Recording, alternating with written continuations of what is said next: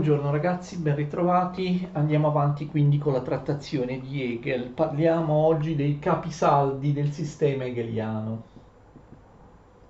I capisaldi, i nuclei essenziali. Cosa si intende per capisaldi del sistema hegeliano? Il sistema hegeliano è molto complesso, anche la spiegazione dei principi di base può risultare piuttosto lunga e complessa. Per capisaldi noi intendiamo i nuclei fondamentali del sistema hegeliano, cioè i nuclei dottrinali fondamentali, d'accordo? Sono dei nuclei, dei fondamenti, dei capisaldi che esistono in tutto il sistema, che sono generali, che sono fondamentali, che Hegel applica a tutte le branche della sua filosofia, a tutti i settori che lui indaga. Questi nuclei dottrinali fondamentali corrispondono anche al modo di funzionare del sistema, d'accordo? Tutto ciò che dice Hegel, anche proprio nei diversi contenuti, ha un medesimo modo di funzionare.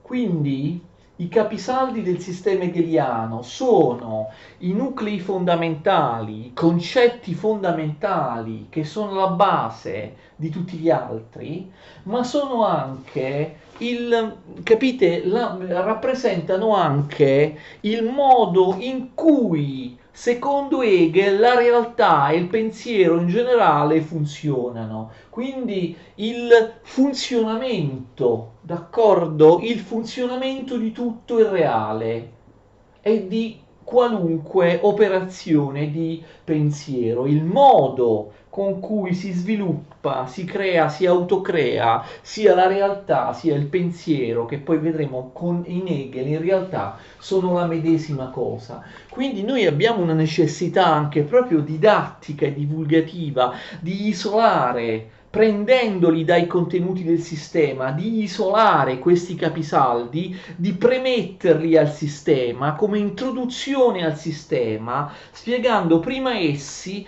e poi i contenuti più particolari del sistema. A questo che noi vogliamo fare si oppone lo stesso Hegel. Hegel dice che non si possono astrarre, premettere al sistema dei capisaldi, d'accordo? I capisaldi vengono falsati e non possono essere capiti convenientemente se vengono estratti dal sistema. I capisaldi del sistema, il modo di funzionare del sistema, del suo sistema, secondo Hegel, è comprensibile solo all'interno del sistema stesso. È comprensibile solo studiando i contenuti del sistema stesso, cioè i capisaldi, il modo di funzionare del sistema. I capisaldi possono essere visti e capiti solo nel loro concreto operare all'interno del sistema, non possono essere estratti e premessi al sistema isolandoli da tutto il resto. Hegel usa una metafora, dice quando si insegna a nuotare, non si può insegnare qualcuno a nuotare se non si è in acqua, d'accordo? Solo quando si è in acqua e ci si muove nell'acqua si può spiegare come restare a galla. Non lo puoi spiegare, capito? Non lo puoi spiegare prima di entrare in acqua, in teoria, cioè isolando la spiegazione di come si nuota dalla pratica del nuoto stesso, d'accordo? Comunque noi lo dobbiamo fare anche perché se no davvero i contenuti delle varie parti della dottrina di Hegel risulterebbero davvero incomprensibili se prima non si spiegano questi cosiddetti capisaldi. D'altra parte, lo stesso Hegel si contraddice un po', perché da una parte afferma, come abbiamo visto, che i capisaldi non possono essere tirati fuori, isolati dalla concretezza, dai contenuti, però in realtà anche lui lo fa in alcune premesse o introduzioni alle sue opere, in particolare nell'introduzione alla fenomenologia dello spirito, oppure nell'introduzione, lui la chiama preliminari, all'enciclopedia delle scienze filosofiche in compendio, lui in effetti parla dei capisaldi astratti al sistema, mentre per esempio invece la prima volta in cui parla di questi capisaldi, cioè all'interno della fenomenologia dello spirito, ne parla a proposito del movimento, dello sviluppo appunto dei contenuti, di alcuni contenuti concreti.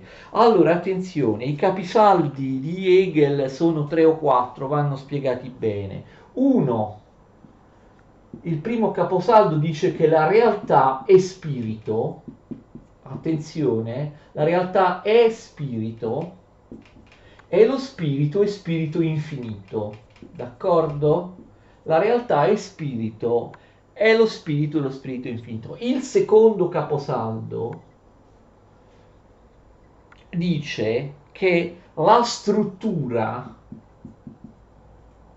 o meglio la vita stessa dello spirito, la struttura, la vita, il funzionamento dello spirito infinito,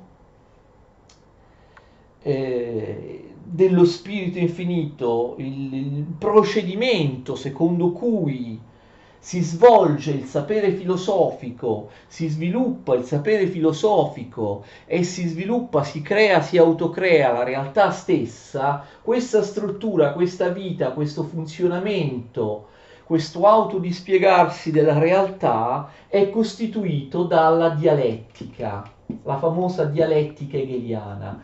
Quindi tutto funziona, il pensiero, la realtà si sviluppa, si accresce, va avanti dialetticamente. Quindi la dialettica è proprio la caratteristica con cui funziona il sistema, sia la realtà sia il pensiero. Il sistema non funziona in maniera statica, ma in maniera dinamica, trasformandosi continuamente in qualcosa di continuamente nuovo. La modalità con cui questo sviluppo funziona è la dialettica. La dialettica è anche la molla che permette l'esistenza di questo movimento, di questo sviluppo. Quindi spiegare la dialettica è fondamentale, perché la dialettica poi si applica a qualunque contenuto del sistema, a qualunque dei tantissimi ambiti su cui Hegel si esercita. La dialettica è l'unica legge di svolgimento della realtà e del pensiero, non è una delle tante, quindi qualunque cosa funziona dialetticamente, dalla più piccola a quella che poi rappresenta il tutto, d'accordo? La dialettica esclude la veridicità del metodo scientifico, del metodo sperimentale, questo è l'antiscienza di Hegel. Al posto della scienza sperimentale, la dialettica non riguarda solo appunto i fenomeni naturali studiati dalla scienza, riguarda tutto, anche il pensiero, quindi bisogna capire con attenzione come funziona questa dialettica. Attenzione, poi Hegel stesso dice che in fondo la dialettica in parte non l'ha inventata lui, no? Già c'era, ricordate la dialettica, per esempio in Zenone di Elea, ricordate i paradossi di Zenone, una tesi, un'antitesi si scontrano, così come c'era in Eraclito, nei sofisti, ovviamente la famosa dialettica platonica, ricordate la dialettica trascendentale di Kant, ma lo stesso Hegel dice, ha perfettamente ragione, che la peculiarità di questa dialettica, la peculiarità, cioè proprio la caratteristica originale, la caratteristica che prima non c'era, l'idea originale con cui Hegel riprende la dialettica ma la trasforma in qualcosa di veramente inedito, è quello che lui chiama l'elemento speculativo. Tra le tre parti della dialettica vedremo che Hegel chiama, anche se questo in realtà lo fa poche volte, tesi, antitesi e sintesi, l'elemento fondamentale che fa funzionare la dialettica in un certo modo e non come le tipologie di dialettica degli autori precedenti, è il terzo, la sintesi, che lui chiama l'elemento speculativo, quindi bisogna guardare molto bene questo. Di fatto c'è un quarto caposaldo che proprio ti dà proprio la base, il modo di funzionare di tutto, che in qualche modo si ricava dai primi tre e può essere compendiata nella famosissima frase hegeliana: tutto ciò che è reale è razionale, tutto ciò che è razionale è reale, è verbo, è reale. Questo quindi potrebbe essere, diciamo così, un quarto caposaldo. Iniziamo subito. Primo caposaldo, la realtà è spirito, la realtà è spirito infinito. Che cosa significa la realtà è spirito? La realtà non è sostanza, la realtà non è un essere, soprattutto se si pensa alla sostanza o all'essere come qualcosa di statico, come qualcosa di irrigidito, che non si evolve, d'accordo? La realtà non è questo, la realtà non è sostanza, non è oggetto, non è essere, non è oggetto, capite? Come l'oggetto esterno, qui la terminologia si rifà ovviamente a Kant, l'oggetto esterno di Kant. La realtà invece è soggetto. Attenzione, che significa che è soggetto? Significa che è pensiero. Ricordate come il soggetto, che l'io penso, l'io di Fichte, ricordate? Lui chiama lo spirito soggetto, quindi la realtà è spirito infinito. Spirito infinito significa che la realtà è qualcosa di spirituale, in un senso ancora più alto di quello di Fichte e di Schelling. Uno spirito infinito che pervade tutto, che non è sostanza, che non è essere, che non è oggetto, che non è finito.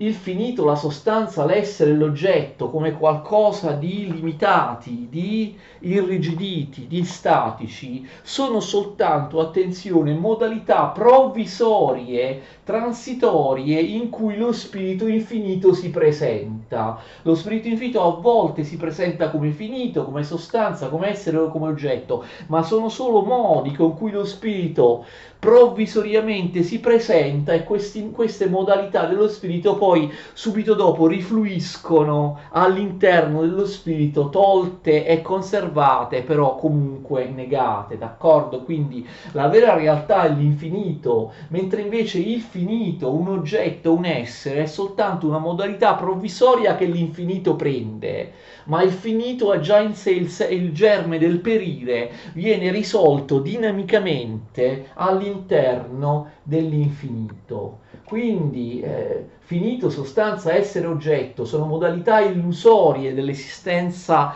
e dello sviluppo della realtà oppure del pensiero. Il pensiero è spirito infinito, è soggetto. Soggetto vuol dire proprio che è pensiero, pensiero umano, pensiero filosofico, qualcosa che è diversa dall'oggetto esterno, d'accordo? Quindi lo spirito è spirito infinito. Questo spirito infinito, l'abbiamo già detto, non ha nulla di statico. Per Hegel, sia la realtà sia il pensiero sono cose, due facce della stessa medaglia, che non sono statiche, ma che si muovono, si automuovono, si plasmano, si autoplasmano, si sviluppano, si autosviluppano continuamente, dando luogo a qualcosa che è sempre completamente nuova e diversa da quel qualcosa che esisteva nel passato anche solo un attimo prima. C'è un continuo sviluppo e un continuo trasformarsi di tutte le forme plastiche della realtà e del pensiero in qualcosa di completamente nuovo che supera ciò che precede. e non c'è niente all'esterno dello spirito che muova lo spirito. Lo spirito infinito comprende tutto, quindi quello di Hegel è una sorta di panteismo. Lo spirito è infinito, comprende tutto, si muove, si trasforma in figurazioni sempre diverse, nuove e migliori dalle precedenti, però si muove da solo, d'accordo?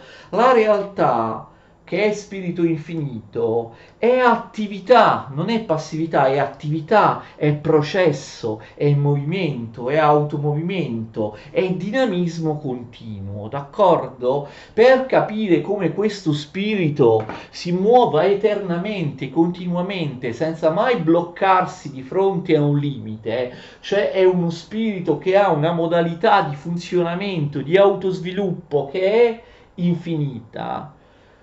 Possiamo fare gli esempi che fa Kant, che scusate, che fa Hegel e anche le differenze che lo stesso Hegel istituisce con Fichte e Schelling. Lui critica Fichte dicendo che quello di Fichte è un falso infinito, un infinito cattivo. Ricordate l'attività infinita spirituale dell'io fichtiano, inconscia, produttiva, spirituale? In realtà poi trova un limite, vi ricordate? Trova un limite nel non io che lo stesso io produce. Questo limite, ricordate, deve essere sempre superato, ma può essere superato aggiungendo un segmento alla volta. Non sarà mai veramente superato. L'infinito di Fichte, dice Hegel, è un falso infinito perché è una retta, che non è veramente una retta, non va all'infinito, aggiunge ogni volta un pezzettino. Ogni volta che il non io, cioè il limite, viene spostato, si aggiunge un pezzettino a questa retta che non sarà mai infinita, non sarà mai geometricamente corrispondente al concetto di retta, d'accordo? Cioè il problema di Fichte è che questa attività infinita dello spirito trova sempre un limite che la blocca, la blocca. Invece in Hegel, come vedremo, l'infinito sì, trova un limite in se stesso, una determinazione, una negazione, però l'infinito in Hegel, a differenza di Fichte, non si fa bloccare, non si fa bloccare o comunque non si lascia bloccare nel senso che riesce ad avanzare pian piano ma mai a superare definitivamente il limite. Invece in Hegel lo spirito stesso, il panteismo, non è che c'è qualcos'altro al di là dello spirito, tutto è spirito infinito, lo spirito stesso pone una propria limitazione, un limite, però poi lo supera dinamicamente nell'universale, inglobandolo in se stesso e sia pure tenendo il buono del limite una volta fagocitato all'interno dell'infinito, l'infinito supera completamente il suo limite e poi ne supera ancora un altro per poi arrivare appunto all'assoluto, d'accordo? Quindi secondo Hegel l'espressione geometrica per indicare il movimento dell'infinito non è la retta come in Fichte, ma è un cerchio, una circonferenza. Hegel parla di falso infinito anche in Schelling, quindi capite lui vuole segnare il superamento rispetto all'inadeguatezza dal suo punto di vista di entrambi gli idealisti romantici precedenti a lui. Ricordate la filosofia dell'identità di Schelling, d'accordo? Per Hegel il processo che va all'infinito non deve essere un processo irrisolto, un processo che si blocca, ma il limite deve essere non solo allontanato come in Fichte, ma pienamente superato. Scusate, stavo parlando della filosofia dell'identità di Hegel, che per un breve periodo, della filosofia dell'identità di Schelling, che per un breve periodo Hegel prende per buona, gli sembra una buona soluzione, poi però la abbandona e la criticherà, la deriderà. Questo sarà la base anche della rottura dei rapporti personali tra Hegel e Schelling. Ricordate, abbiamo spiegato la filosofia dell'identità di Schelling. C'è un'identità originaria di io e non io, di soggetto e oggetto, di finito e infinito, che si distinguono però all'interno di un'identità originaria. Hegel prima accetta ma poi respinge questa versione di Schelling perché gli pare che sia solo un gioco di parole, una cosa fittizia, un'identità astratta, e un'identità astratta, un'identità estrinseca, un'identità vuota, questa identità originaria, che significa dire che c'è un'identità originaria quando in realtà emergono delle polarità in contrasto all'interno di questa identità originaria, finito, infinito, io, non io, soggetto, oggetto e così via. Non possono queste contraddizioni essere tenute insieme in un'identità originaria, è solo una cosa fittizia. L'assoluto di Schelling nella filosofia dell'identità, dice Hegel, l'abbiamo già detto parlando di Schelling, è la notte in cui tutte le vacche sono nere. Permangono differenze e opposizioni, però siccome è notte, le vacche bianche e le vacche nere sono nere, ma in realtà non sono tutte nere, d'accordo? Si tratta di un trucco, quindi la filosofia dell'identità di Schelling è ingenua, è fatua, è vuota, secondo Hegel. Come funziona, secondo Hegel? Lo spirito, diciamo che la vita e l'evoluzione dello spirito può essere rappresentata da questa circonferenza. Non c'è un punto iniziale della circonferenza, ma per motivi didattici, per semplicità, immaginiamo che ci sia, d'accordo? Da qui parte la vita dello spirito seguendo appunto la direzione della freccia. Questa è la direzione della circonferenza, d'accordo? Quindi la vita dello spirito, diciamo così, parte qui. Immaginiamo che qui, del tutto convenzionalmente,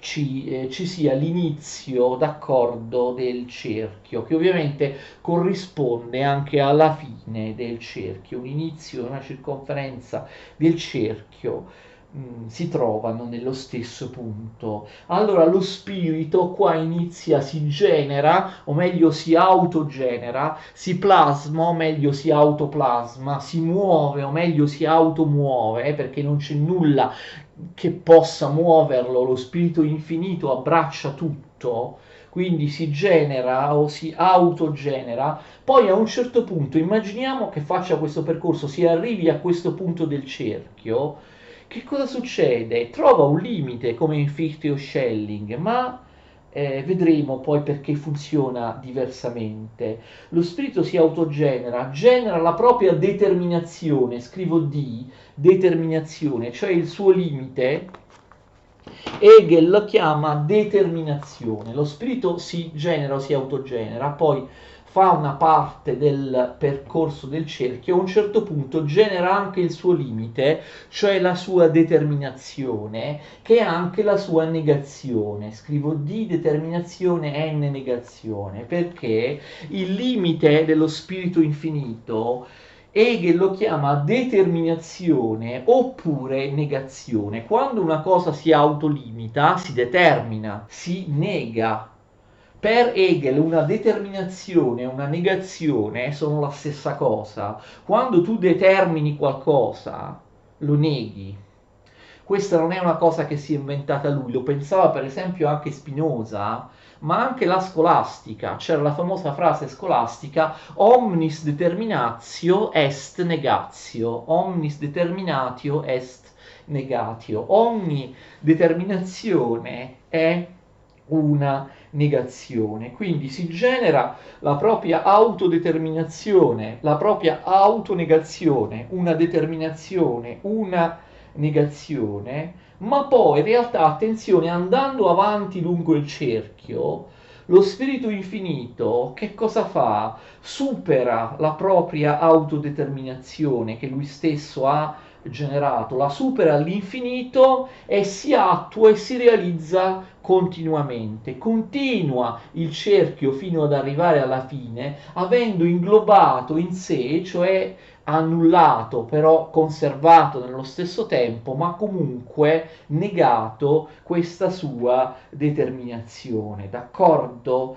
Lo spirito pone da solo dei contenuti determinati, dei contenuti negativi, i contenuti particolari, il finito, come abbiamo visto, che ha una vita effimera, poi però lo stesso spirito li risolve, questi contenuti particolari, determinazioni e negazioni, li risolve dinamicamente nell'universale, dinamicamente, con un processo che va avanti formando delle concrezioni, delle oggettivazioni dello spirito sempre nuove in un movimento circolare, o meglio, lo vedremo dopo, in un movimento più spiraliforme, dove inizio e fine coincidono, d'accordo? Dove inizio e fine coincidono. Allora, possiamo fare forse a questo punto, o forse meglio dopo, possiamo fare degli esempi, d'accordo? In Hegel, come in Marx, fate attenzione, il negativo è fondamentale nella natura, nella storia, in qualunque cosa. Questo sarà ripreso da Marx, l'importanza del negativo, d'accordo?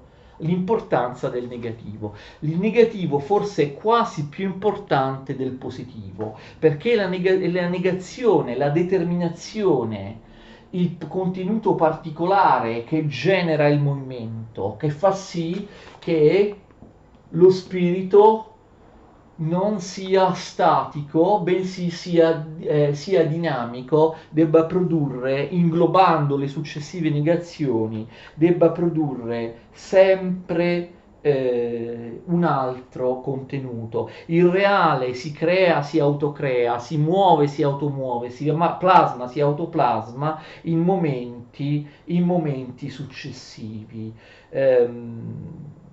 E si plasma sempre in figure diverse. Ogni determinazione che è negazione, negatività, viene tolta, attenzione, superata nel momento successivo, viene tolta, negata, ma contemporaneamente superata nel momento successivo attraverso un'altra negazione, d'accordo? Che noi possiamo dire alla fine del cerchio, quando il cerchio si chiude, arrivando nello stesso punto dell'inizio, d'accordo? Nello stesso punto dell'inizio.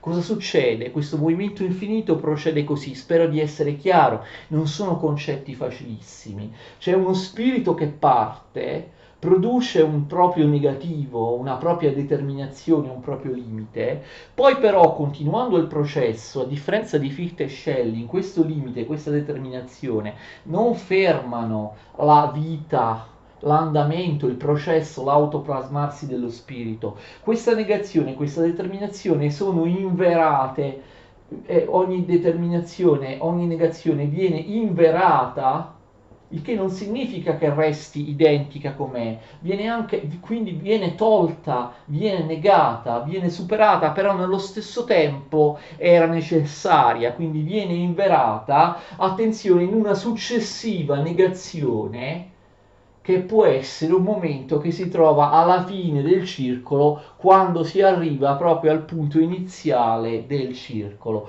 Quindi si tratta di due negazioni, attenzione, cioè si tratta di un'affermazione iniziale, di un positivo di fondo, oppure anche di un negativo, vediamo Hegel fa esempi diversi, che poi viene negato, però poi questa negazione, attenzione, viene negata da un'altra negazione, ok?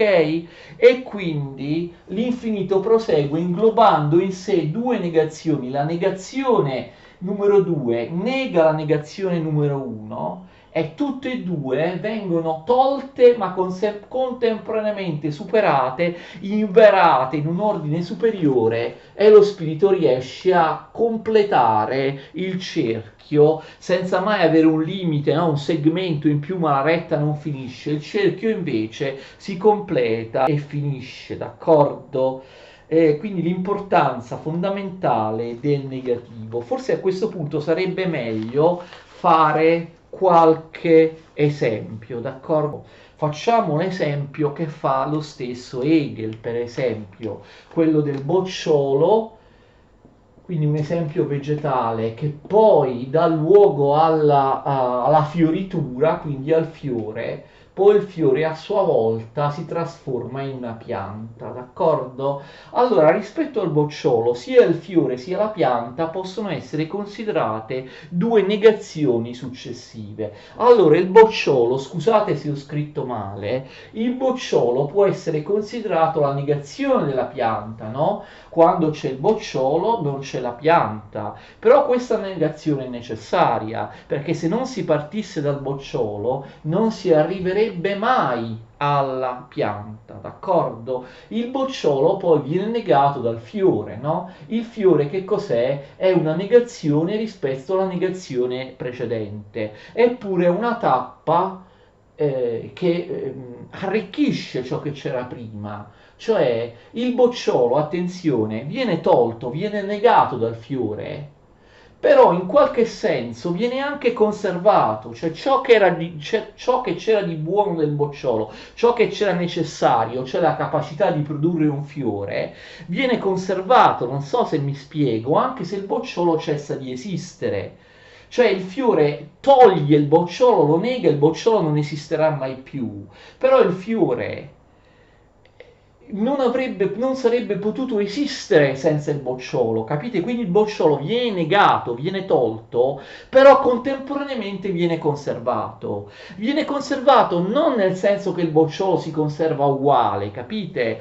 Ma viene conservato nel fiore nel senso che ciò che era buono, ciò che necessario era nel bocciolo, cioè la capacità di realizzare il fiore, viene conservato ma del tutto stravolto, cioè ciò che c'è nel bocciolo viene negato e contemporaneamente conservato. Il bocciolo non c'è più, non ci sarà mai più in quella forma, però in realtà del bocciolo viene conservato, o meglio capite, inverato in un ordine superiore di sviluppo, in fiore, qualcosa che c'era in lui viene inverato, si sviluppa in una cosa che non è più il bocciolo ma in un'altra, è altra, però quest'altra cosa, il fiore, aveva bisogno del bocciolo come e quindi essendoci un fiore, il fiore è il bocciolo negato ma contemporaneamente inverato, d'accordo? Contemporaneamente portato il bocciolo ad un livello superiore, quello del fiore, tolto e conservato nello stesso tempo. Tolto non ci sarà mai il bocciolo come era,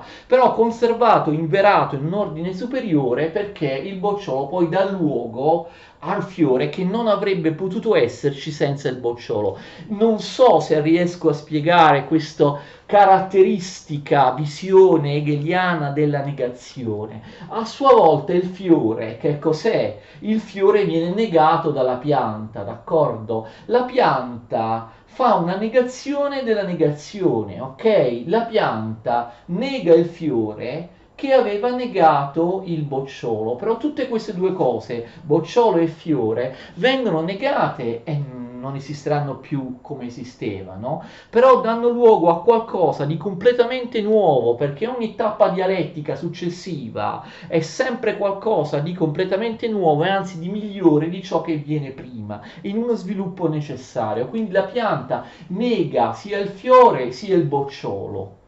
Però di fatto la pianta in questa doppia negazione, due negazioni affermano, si afferma come il positivo rispetto a ciò che vi era in precedenza. Quindi la fine del cerchio è una negazione che nega il contenuto determinato che si era prodotto a metà del cerchio, ok?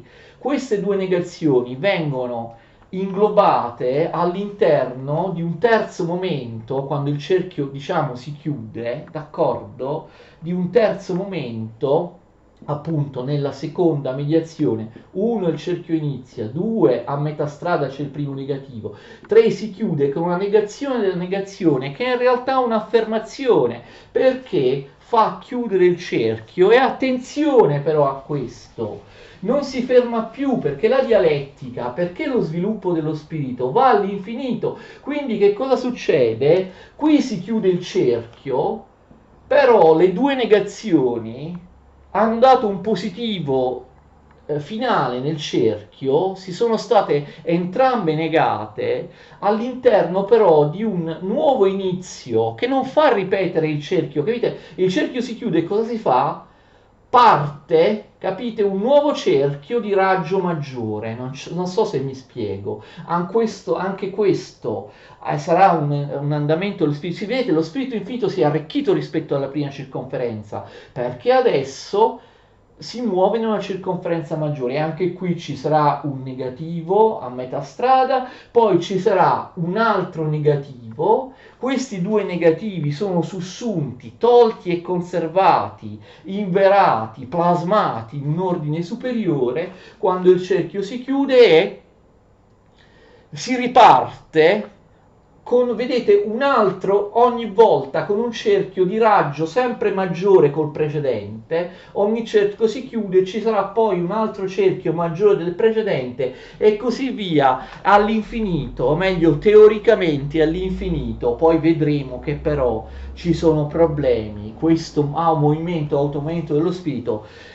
sembrerebbe non andare all'infinito, ma poi finire in un cerchio più grande degli altri e finire lì. Questo è un grande problema della dialettica hegeliana. Questo movimento dello spirito dovrebbe andare all'infinito, però in realtà a questo ampliamento spiraliforme alla fine sembrerebbe restare chiuso. È un problema che poi vedremo successivamente, d'accordo? Vogliamo fare un altro esempio? Si comincia con un positivo di fondo, ok? Questo positivo poi viene negato.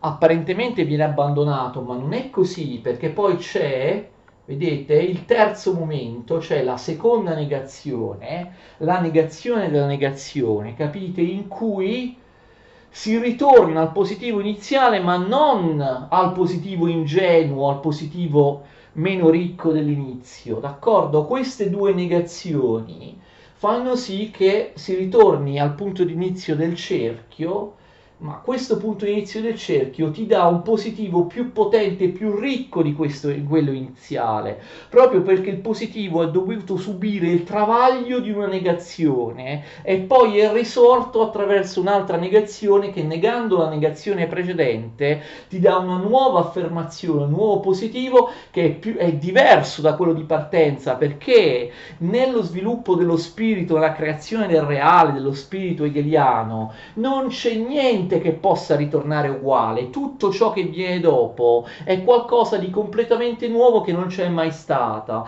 ed è un inglobare continue negazioni, continui contenuti determinati, continui particolari che fanno sì che ogni negazione plasmi qualcosa che è completamente nuovo, ma anche più ricco e migliore di ciò che era precedentemente, perché c'è sempre una negazione in più al suo interno che viene inglobata, trasfigurata, triturata, d'accordo? E da essa viene estratto da ogni negazione ciò che di buono c'era in esso, ok? Questo positivo migliore del positivo di partenza non sarebbe esistito senza la prima e senza la seconda negazione. Quindi la prima e la seconda negazione sono entrambe tolte, però vengono anche conservate, nel senso che era necessario che esistessero perché ci fosse il positivo migliore, e quindi qualcosa di loro viene conservata, ma non in maniera identica, viene conservata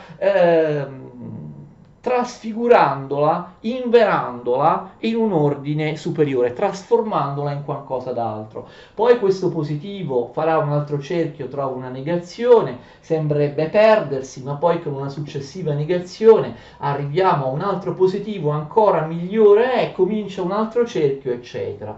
Posso fare un esempio che magari proprio fa riferimento a delle cose concrete, all'amore, al sentimento, proprio al sentimento nella vita umana, all'innamoramento, specie come avviene nei ragazzi, non so, negli adolescenti. C'è un positivo di fondo di partenza, cioè per esempio una ragazza si innamora di un ragazzo, d'accordo? Questo è il positivo di fondo di partenza. Purtroppo, lo sapete, inevitabilmente, cioè non c'è mai una stasi, no? Nella vita, nell'autosviluppo dello spirito. Se c'è un positivo, automaticamente deve esserci il suo negativo. Questo vale nella realtà, vale anche nel pensiero. Io penso a qualcosa di positivo, automaticamente nel pensiero penso a qualcosa di negativo.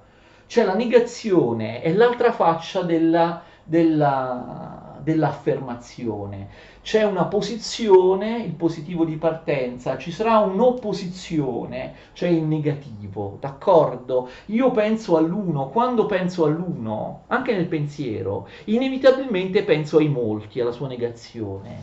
Penso, non lo so, penso a un numero positivo, non posso non pensare anche al suo corrispondente numero negativo, però forse questo è un esempio un po' banale. Penso alla luce, automaticamente nel pensiero mi compare anche l'idea del buio. È inevitabile, d'accordo? È inevitabile, sono i contrari che coincidono, come in Eraclito. Vedremo che Hegel riprende molto, viene fortemente influenzato dall'idea dell'unità dei contrari che, in Eraclito, che però si risolve dinamicamente, ok? Quindi facciamo un esempio, c'è un positivo di fondo, ma è un positivo proprio, vedete, tra tutti i positivi possibili è quello iniziale, quello più basico, quello più ingenuo. Una ragazza si innamora di un ragazzo, poi a un certo punto questo ragazzo la tradisce, la umilia, insomma è un disastro, si lasciano e quindi l'amore sembra negato. Quella ragazza è disillusa e delusa, pensa che tutti gli esseri umani siano come il suo primo fidanzatino. Era l'illusione del principe azzurro, era il primo amore, era quindi un positivo proprio ingenuo. Il positivo passa attraverso il negativo, la ragazza viene lasciata, umiliata e così via, tradita con la sua migliore amica, d'accordo, da parte del fidanzatino. Poi però che cosa succede? Questa negazione che spinge la ragazza a non volere più un fidanzatino viene negata da un'altra negazione, cioè la ragazza si innamora di un altro ragazzo, capite? Quindi l'amore riparte e quindi il primo negativo è la mancanza di amore, il secondo negativo è un nuovo amore che nega il precedente, cioè la mancanza di amore, e quindi la ragazza si mette con un altro ragazzo. Però attenzione, questo nuovo positivo che va a in realtà a identificarsi con l'inizio del cerchio dove c'è il vero positivo, è un positivo più maturo e quindi capite abbiamo l'aumento del raggio del cerchio e parte un raggio più grande, d'accordo?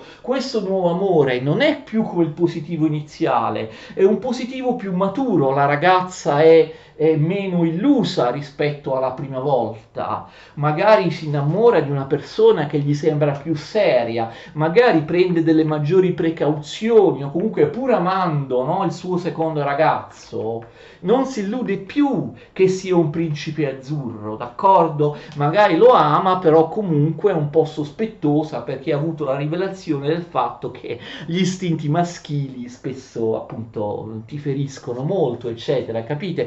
Quindi si tratta, non so se avete capito, questo positivo che fa partire il nuovo cerchio, di un positivo diverso rispetto al positivo ingenuo del nuovo amore, un amore più maturo, più consapevole, proprio perché il primo amore ha attraversato il travaglio della fine dell'amore, del tradimento, della delusione. Quindi poi quando arriva il secondo amore, capite, il secondo amore non è come il primo, un amore più maturo, perché purtroppo è dovuto passare attraverso il tradimento, la delusione, per poi riscoprire un amore ad un livello più alto. Secondo Hegel, e mi dispiace per tutti quelli che vengono traditi, eccetera, questo non è completamente sbagliato, cioè è necessario.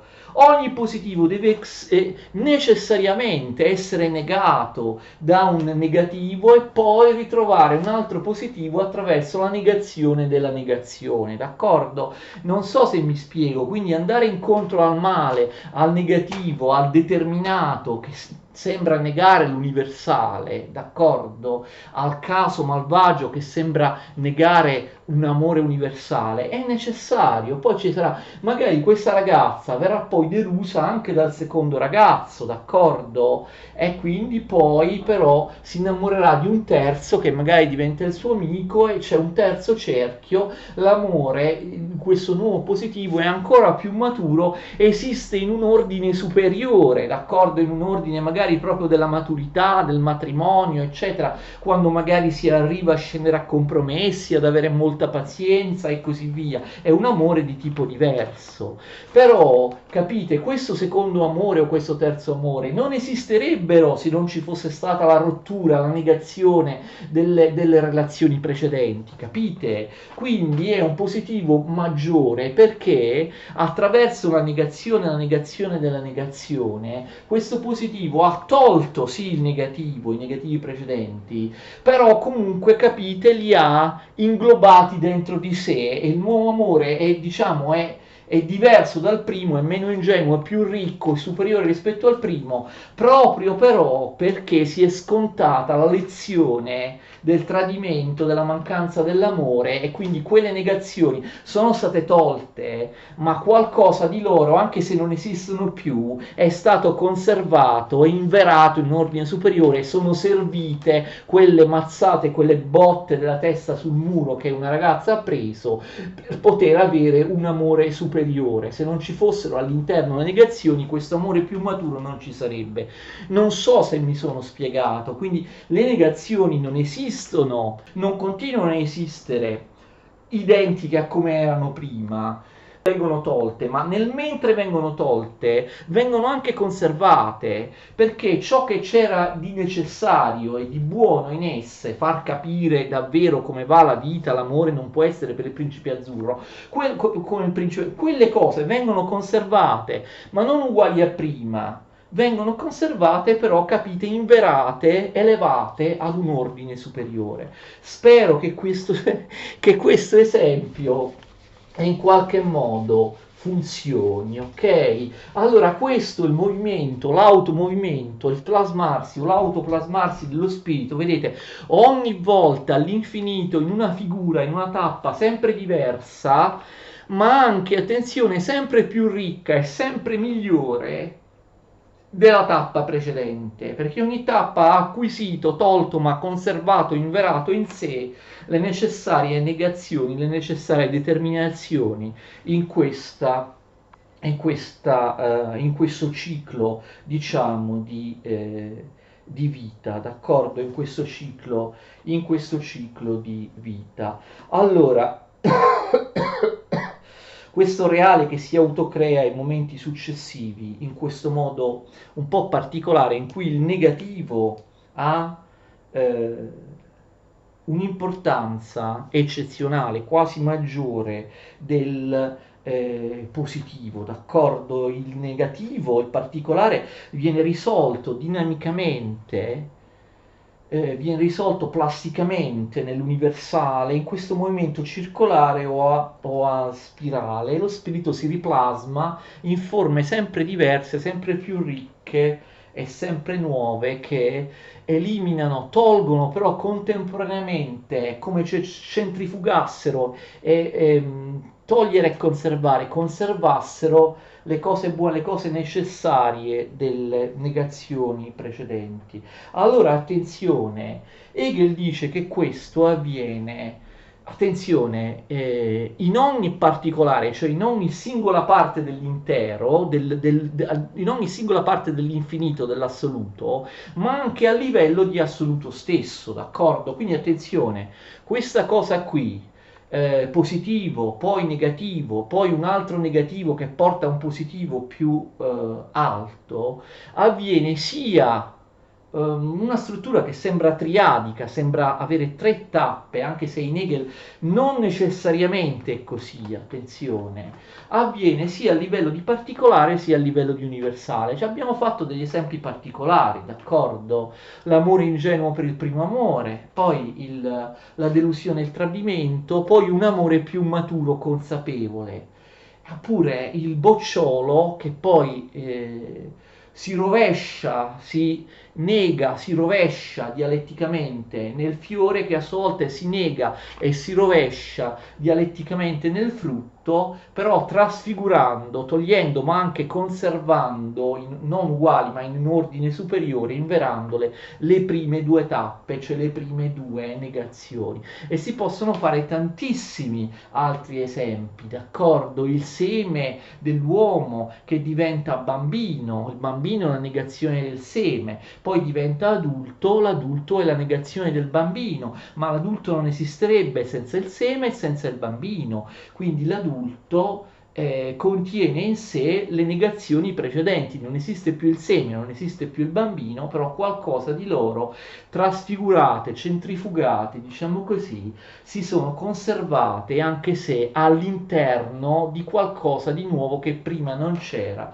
all'interno di un ordine superiore, d'accordo? Fate attenzione perché è estremamente importante questo movimento del riflettersi in se stesso, che ha tre momenti, funziona anche a livello di tutto, cioè non di esempi particolari che vi ho fatto finora. Attenzione, quando noi consideriamo il tutto, l'infinito, l'assoluto, tutto ciò che è, Hegel lo chiama idea, ok? Anche il tutto può andare incontro a questi tre momenti, a questi tre movimenti successivi, d'accordo? Il tutto lui lo chiama idea.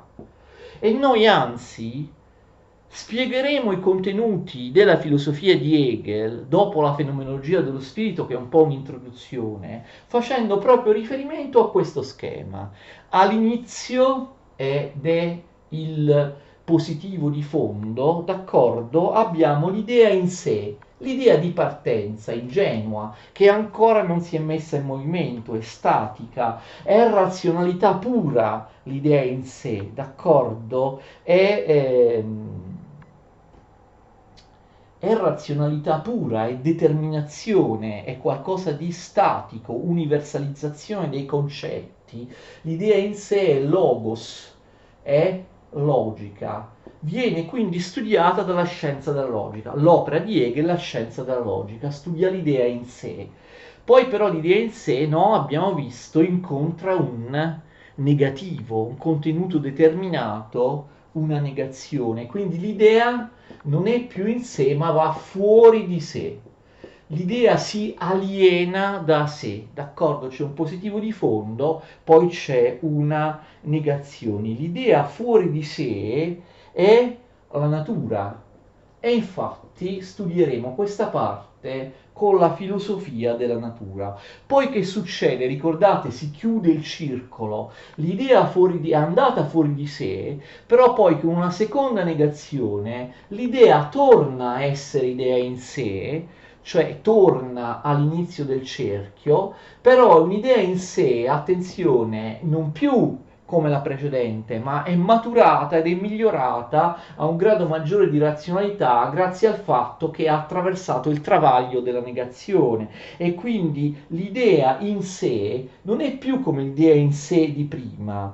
Lui la chiama idea in sé per sé, non è più solo l'in sé, ha inglobato il negativo, tolto e conservato, si tratta di un in sé per sé, di un nuovo positivo che però è nuovo, è più complesso e più ricco rispetto al positivo di partenza, perché ha inglobato il negativo. E per poter tornare positivo ci vuole un nuovo negativo, cioè una negazione della negazione, terzo momento, in cui l'idea è un in sé per sé, oppure la chiama anche Hegel un'idea che ritorna a sé, dopo essere stata fuori di sé, è un'idea che ritorna a sé, d'accordo? Quindi che cosa significa? Significa che per quanto riguarda il tutto, cioè l'idea, questi tre movimenti, il positivo di fondo, una prima negazione, una seconda negazione che è una negazione della negazione e fa tornare